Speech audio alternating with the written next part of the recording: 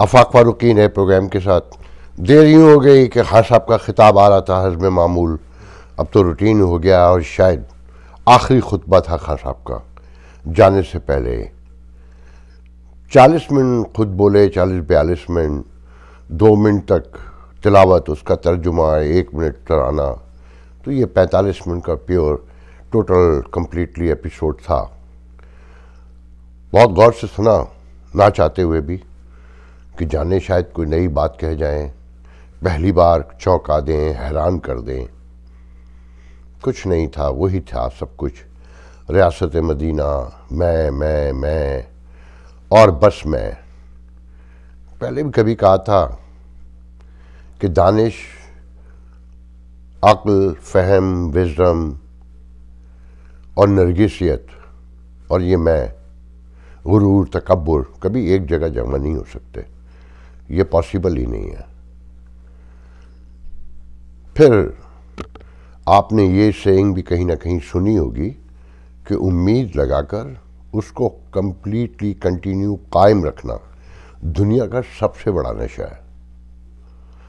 اگر خان صاحب کی تقریر سنی ہو تو خان صاحب کا یقین، ایقان اور ایمان کی حد تک کہوں گا کہ غلط فہمیاں ان کے گھر میں ایسے گھر کر گئی ہیں کہ جیسے کبھی ناصر کاظمی نے کہا تھا کہ ہمارے گھر کی دیواروں پہ ناصر اداسی بال کھولے سو رہی ہے، تو خان صاحب کے یہاں امید، اور وہ بھی غلط امید، بال کھولے سو رہی ہے۔ یہ ایک محاورہ ہے، بال کھول کر، ہماری دیسی عورتوں کا۔ یہ ایک تفصیل ہے، پھر کبھی کوئی یاد دلائے گا تو ضرور بتاؤں گا کہ ناصر کاظمی نے کیا کہا تھا۔ بہرحال خان صاحب نے پوری تقریر میں 2 نئی باتیں کی۔ ایک تو فائنلی امریکہ کا نام لے دیا، جو ہم سب کو، آپ کو پتہ تھا، اور پھر خان صاحب جو اللہ کے علاوہ کسی سے نہیں ڈرتے، ڈر گئے اور کہا نہیں وہ کوئی اور ملک ہے، کہ صاف چھپتے بھی نہیں، سامنے آتے بھی نہیں۔ دوسرا یہ کہ جو ایک خوف پیدا ہو گیا تھا ماحول میں کہ خان صاحب آخر چاہتے کیا ہیں، کیا تیسری قوت کو آواز دے رہے ہیں کہ میں نہیں تو پھر کوئی نہیں، آئیں اور آ کے قبضہ کر لیں، کہ خان صاحب قانونی اور آئینی راستوں میں جو اڑچن اور جو رکاوٹیں کھڑی کر رہے ہیں تحریک عدم اعتماد کے راستے میں۔ تو جانے ان 3 دنوں میں کیا ہو، مگر خان صاحب نے فائنلی کہہ دیا کہ اتوار کو ووٹ ہوگا، اور پھر وہی بے ضمیروں کو للکارا، انہیں ڈرایا، دھمکایا، مگر ساتھ میں کہا کہ لوٹ آؤ۔ ترلے اور دھمکیاں، کمال بات یہ ہے کہ انسانی تاریخ میں بہت سے درجنوں، کشمیر بھی ہمارے سامنے، فلسطین ہے، کہ جہاں پر بغاوتیں ہوتی ہیں، انقلاب کے لیے لوگ کام کر رہے ہوتے ہیں یا آزادی کے لیے کام کر رہے ہیں، تو ان کے 2 ونگ ہوتے ہیں۔ ایک ملیٹنٹ ونگ ہوتا ہے جو خون، بارود، آگ، قتل سے مزین ہوتا ہے اور اسی پر بیس کرتا ہے، اور یہی اس کا کام ہوتا ہے کہ دہشت گردی پھیلا کر، لوگوں کو ڈرا کر اور بالادست قوت کو اپنے برابر لا کر بٹھانے کی خواہش کے تحت یہ سب ہوتا ہے۔ دوسرا ہوتا ہے پولیٹیکل ونگ، جو نیگوسیشن کرتا ہے، ٹیبل پر کنٹینیو رہتا ہے۔ ہوتے دونوں ایک ہی ہے، مگر 2 ونگ ہوتے ہیں۔ تو خان صاحب کے اپنے اندر 2 ونگ ہیں، ایک دہشت پھیلانے کا ونگ ہے، پھر ساتھ میں ترلے ڈالنے کا ونگ ہے کہ لوٹ آؤ خدا کے لیے۔ مجھے کہنے دیجئے، میرا ضمیر جانتا ہے، میں جانتا ہوں کہ میں کس کے ساتھ ہوں، کس کا مخالف ہوں۔ میں ان میں سے کسی کے ساتھ نہیں ہوں، اسٹیٹس کو کا حصہ سمجھتا ہوں۔ خان صاحب چلے جائیں گے، جو آنے والے ہیں، آپ میں سے بہت سو کو ان سے امید ہے، مجھے کوئی امید نہیں ہے۔ یہ مہنگائی، یہ بد انتظامی، یہ سب کچھ ایز از رہے گا اور شاید بڑھ جائے، کہ ان کا مقصد کہیں خان صاحب کو اس لیے اتارنا نہیں ہے کہ مہنگائی کر دی ہے خان صاحب نے، ذاتی دشمنی آیا آپس میں، اور جس میں بلا شبہ خان صاحب نے بہت حصہ ڈالا ہے۔ خان صاحب نے فائنل کہہ دیا کہ اتوار کو ووٹنگ ہوگی، اللہ کرے یہ سچ ہو۔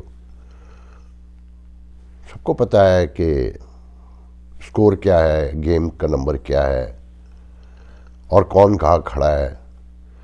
بتانے والے تو یہ بھی کہتے ہیں کہ خان صاحب کل تقریر یوں نہیں کر سکے کہ انہیں براہ راست خطاب کی اجازت نہیں دی گئی۔ پھر آج ان کی تقریر کا کانٹینٹ ان سے گفتگو کر کے جو انہوں نے وربلی کیا، مجھے نہیں پتا کہ سامنے پرامپٹر تھا یا نہیں، مگر خان صاحب جس طرح سے بیٹھے تھے، جس طرح سے بول رہے تھے، جس طرح اوپر نیچے دیکھ رہے تھے، جس طرح سے ان کے چہرے پہ اضملال تھا، ناکامی کا ایک خوف تھا اور حیرانی تھی، پریشانی تھی، اس سے صاف لگتا تھا کہ خان صاحب ذہنی طور پہ درست نہیں ہے۔ خان صاحب کہیں اپنا حوصلہ ہار گئے ہیں، انہیں یقین ہی نہیں آ کے دے رہا ہے کہ کھیل اتنی جلدی ختم ہو جائے گا جو 2038 تک جاری رہنا تھا ان کے خیال میں۔ کہ وہ کہتے ہیں نا کہ بگننگ میں کہا نا کہ امید لگا کر اسے قائم رکھنا اس سے بڑا کوئی نشہ نہیں ہے۔ نشے کے حوالے سے اور بہت کچھ بھی کہا جا سکتا ہے، مگر میں نہیں کہوں گا، کیونکہ سب سے بڑا نشہ اس وقت خان صاحب کر رہے ہیں جو پوری قوم کے لیے نقصان دہ ہے۔ یہ تو ڈپلومیٹک کور کے لوگ، سینئر ڈپلومیٹس بتائیں گے کہ امریکہ کا نام لینے سے خان صاحب نے کیا فائدہ پہنچایا، کیا نقصان پہنچایا۔ مجھے صرف اتنا پتہ ہے کہ ہم اپنی تنہائی بطور قوم بڑھاتے چلے جاتے ہیں۔ ہمیں نہ اپنے لوگوں سے ڈیل کرنا آتا ہے، باہر سے ڈیل کرنا تو بہت دور کی بات ہے۔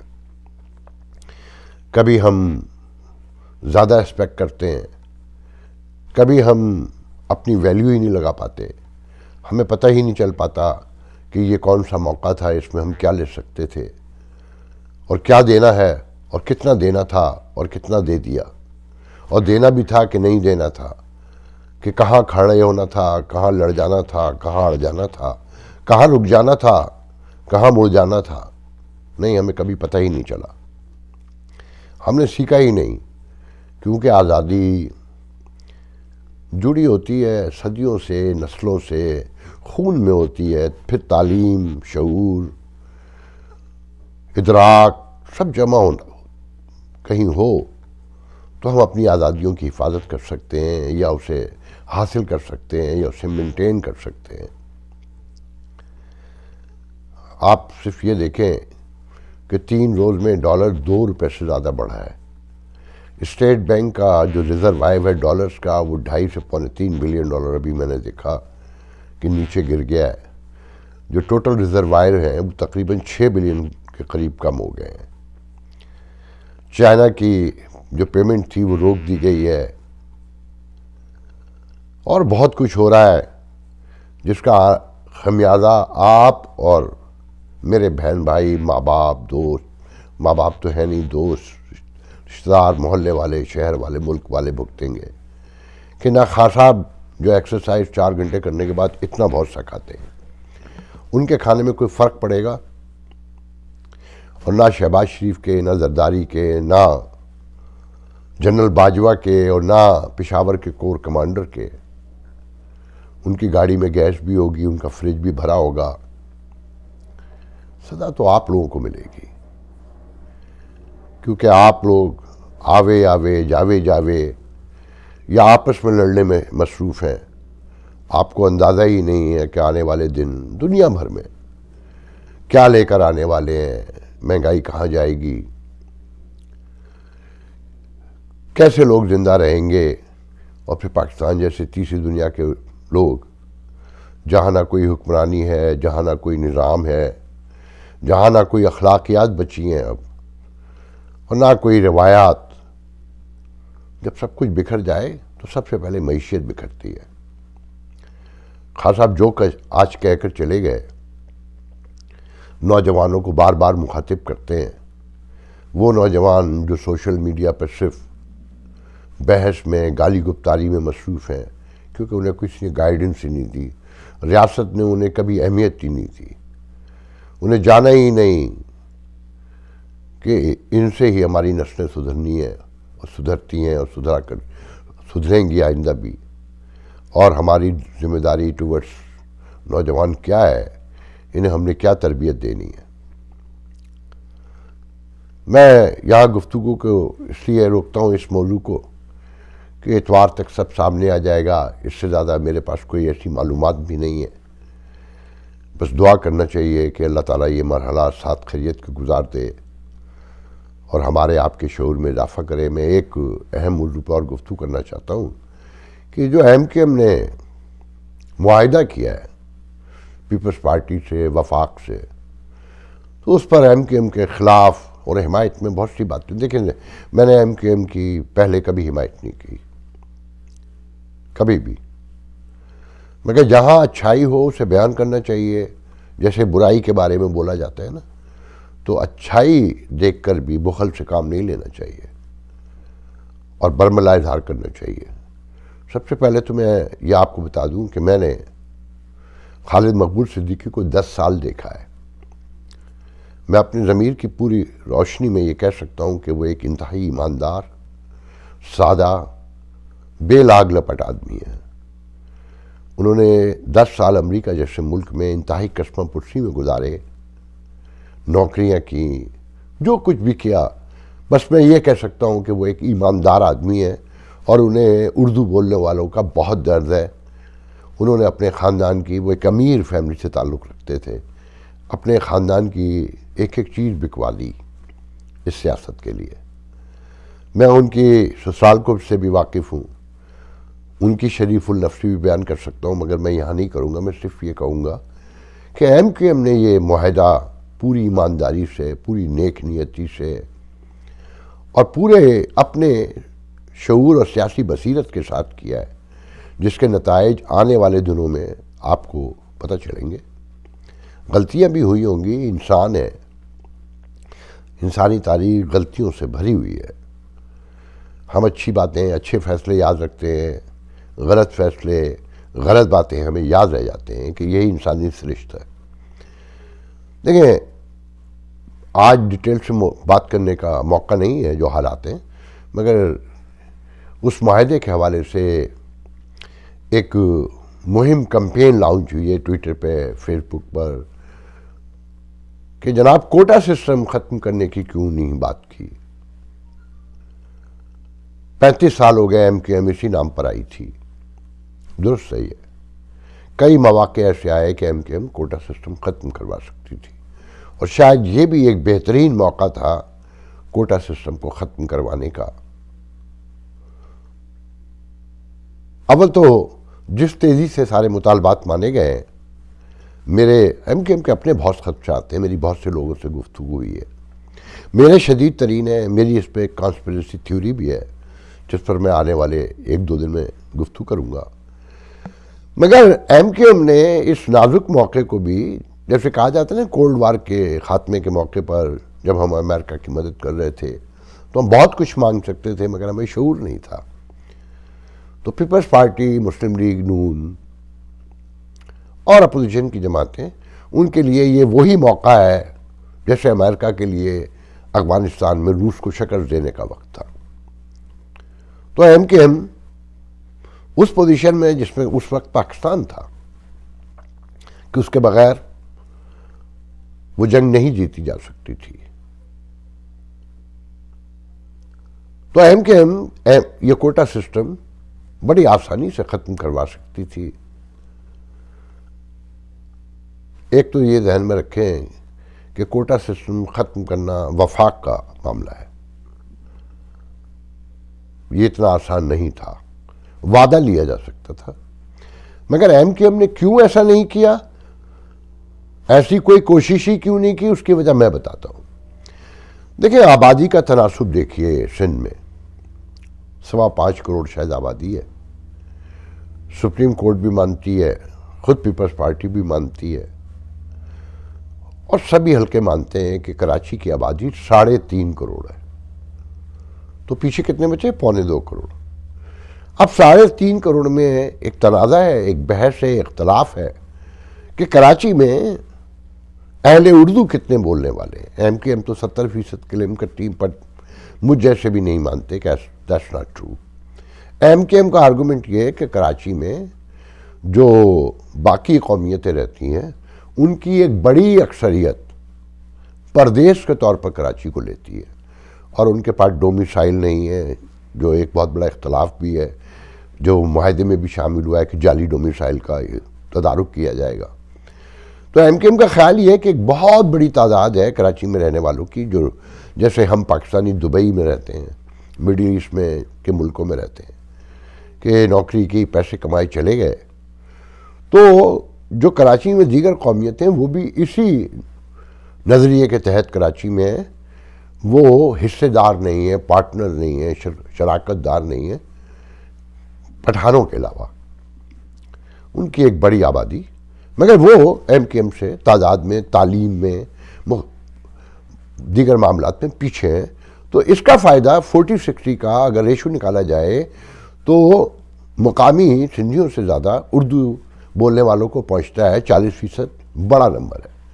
اور ایم کیو ایم کا کہنا یہ ہے کہ اگر یہ 30% بھی مان لیا جائے، اس پہ امپلیمنٹیشن ہو جائے، 25% پہ بھی ہو جائے، تو ہمیں بآسانی ہمارے لوگ اکوموڈیٹ ہو جاتے ہیں اور ہم گیم جیت جاتے ہیں۔ پھر ساتھ میں معاہدے میں یہ درج ہے کہ جو پچھلے ادوار میں اس پر عمل نہیں ہوا، کوٹا پر 40-60 پر، اسے بھی اکوموڈیٹ کیا جائے گا۔ تو گزشتہ 20 سالوں میں، 30 سالوں میں جو بھی، کہ اگر لیٹ سے 10 لاکھ ملازمتیں تھیں تو 4 لاکھ شہری علاقوں کا حق تھا، تو 4 نہیں دیں گے، 2 لاکھ دیں گے، تو وہ اکوموڈیٹ ہوں گی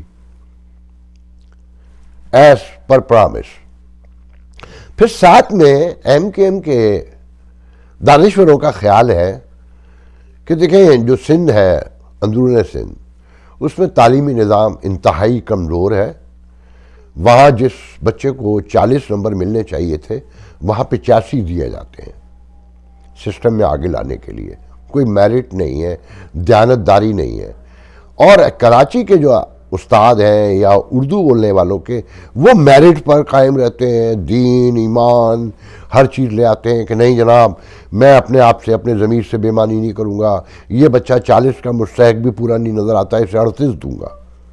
تو وہاں میں کوٹے سسٹم اگر ختم ہو جائے تو میرٹ پر پھر اہل اردو نہیں آ سکتے۔ پبلک سروس کمیشن میں ان کا بچہ کامیاب ہو جاتا ہے کیونکہ رشوت چلتی ہے، سفارش چلتی ہے، ان کے اختیار میں ہے، اور آپ دیانت کا کھیل کھیل رہے ہیں۔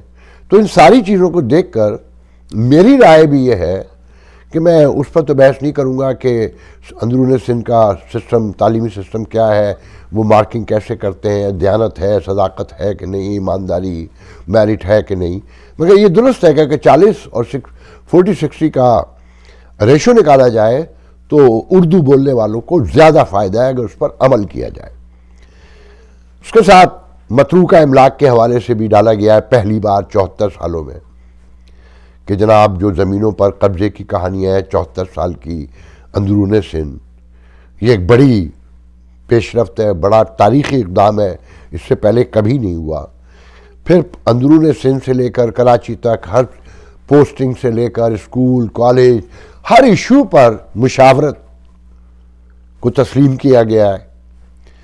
تو اگر اہل کراچی متحد رہیں، مشترک رہیں اور ایک پیج پر رہیں، پیپلز پارٹی بھی ایمانداری سے کرے، تو یہ جو گیپ ہے دور بھی ہو سکتا ہے، قریب بھی آ سکتے ہیں۔ ہم اس پہ آگے کسی اور موقع پہ بات کریں گے کہ بڑی تہذیب، چھوٹی تہذیب، اس کی فلسفی کیا ہے، اس کے تاریخی ریفرنسز کیا ہیں، وہ انسانی فطرت کیا ہے۔ انشاءاللہ ہم اس پر بات کریں گے۔ دعا کرتے ہیں کہ پاکستان میں اتوار تک معاملات درست رہیں اور کوئی غیر معمولی بات سامنے نہ آئے، اور ووٹنگ اتوار کو اپنے انجام کو پہنچے پرامن طور پر۔ اللہ حافظ۔